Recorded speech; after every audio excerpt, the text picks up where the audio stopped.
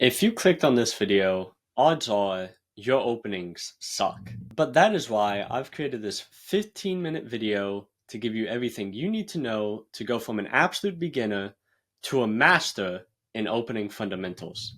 These fundamentals are going to travel with you whether you're 200 or 2000. And by the end of this guide, you're going to be able to develop your pieces quicker than your opponents, understand how to get your king to safety while your opponent's king is stuck in the center just waiting to be attacked.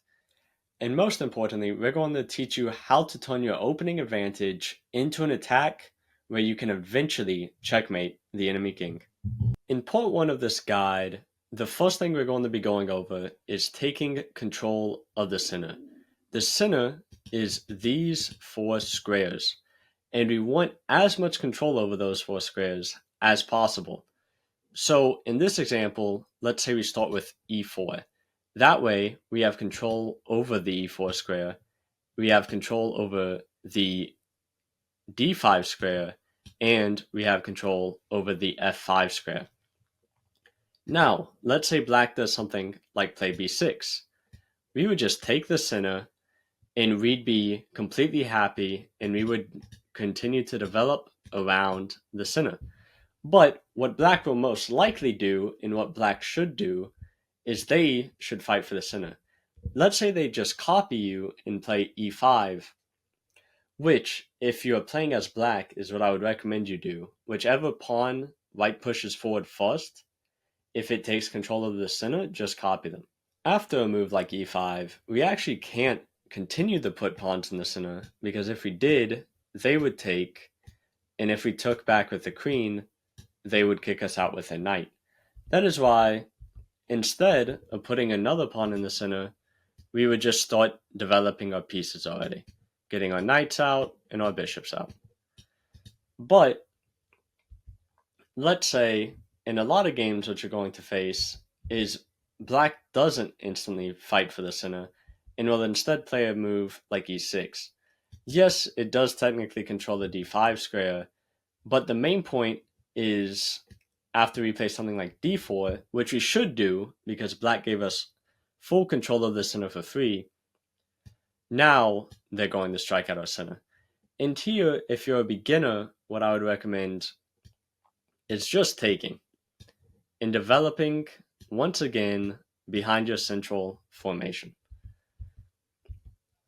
And if you're more advanced, you can experiment with things like pushing, which we're going to explore later.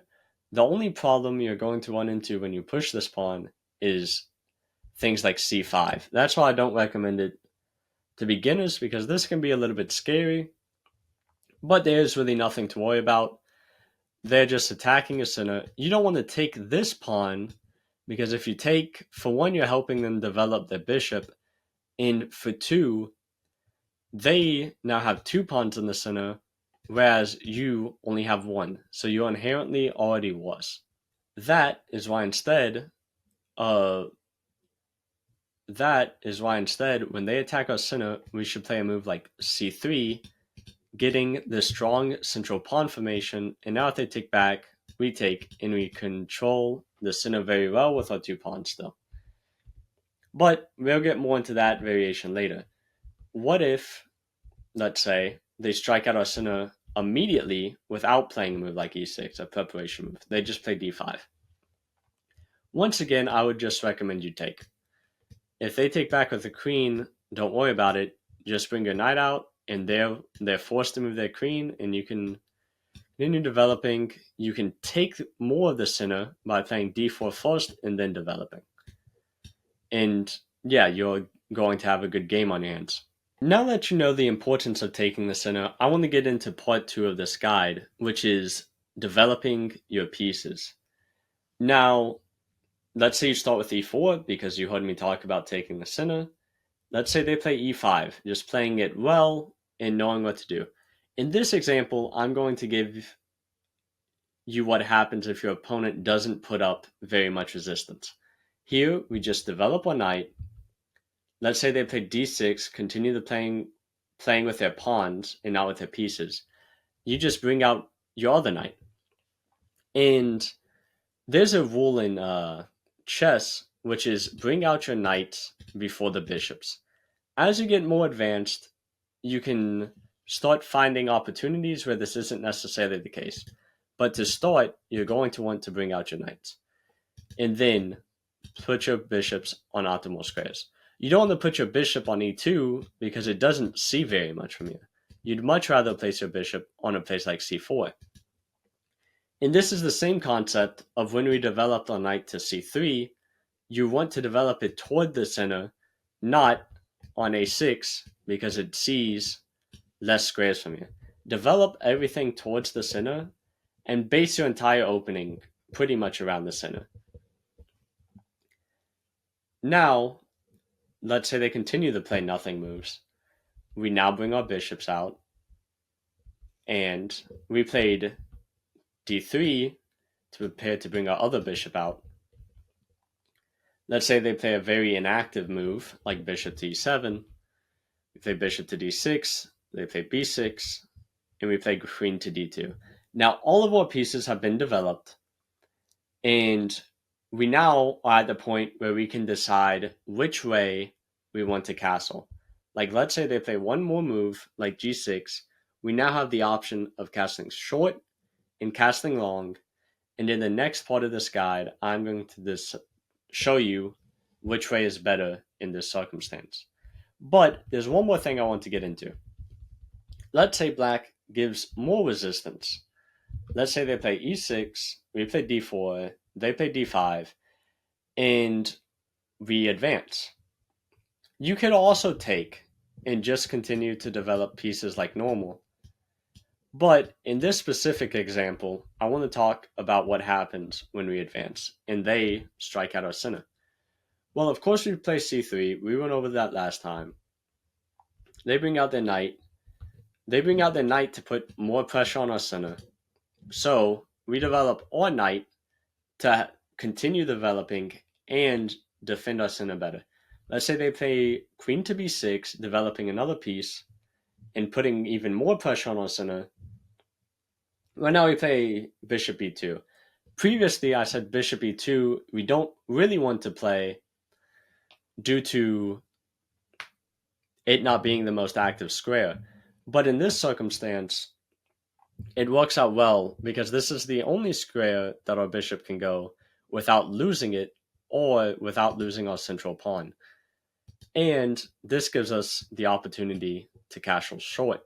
That is pretty much everything you need to know about developing pieces in chess, especially in the beginning. Now, let's talk about castling your king. So this is very important because before you go on the attack, you also want to get your king to safety. That way you can't be attacked, but your opponent still can.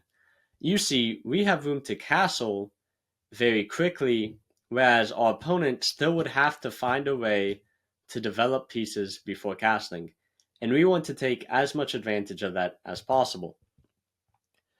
But first, let's see which way we should castle in this position. If we castle long, we're going to get a more attacking and more dynamic game because once black castles short, we can play moves like h4 or g4 and start breaking everything open on their king side. We wouldn't want to do that if we were castled short side because after we would play a move like h4 and g4, all of a sudden our king would be very open.